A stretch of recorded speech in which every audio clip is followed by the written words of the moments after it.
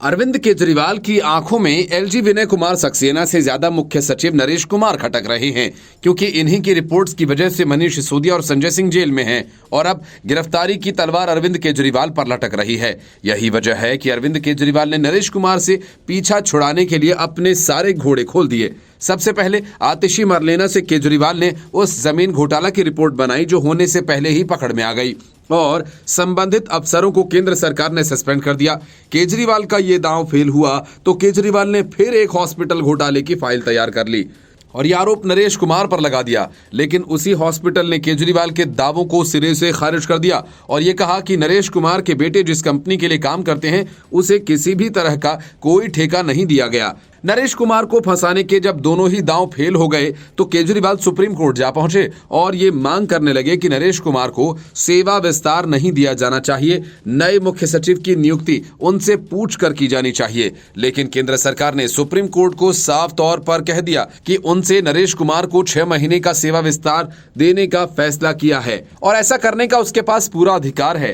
केंद्र सरकार ने सुप्रीम कोर्ट की ओर से उठाए गए सवाल का जवाब देते हुए कहा कि उसके पास ऐसा करने का अधिकार है और इससे पहले 57 बार मुख्य सचिवों के कार्यकाल का विस्तार हो चुका है। दिल्ली सरकार और नरेश कुमार के बीच टकराव चल रहा है। हाल ही में केजरीवाल सरकार ने मुख्य सचिव पर भ्रष्टाचार के आरोप लगाते हुए एलजी के पास एक रिपोर्ट भेजकर उन्हें तुरंत हटाने की मांग की थी। नरेश कुमार का कार्यकाल 30 नवंबर को खत्म हो रहा है। दिल्ली की आम आदमी पार्टी सरकार ने सुप्रीम कोर्ट में याचिका दायर करके उसकी सहमति से नए मुख्य सचिव की नियुक्ति की मांग की है।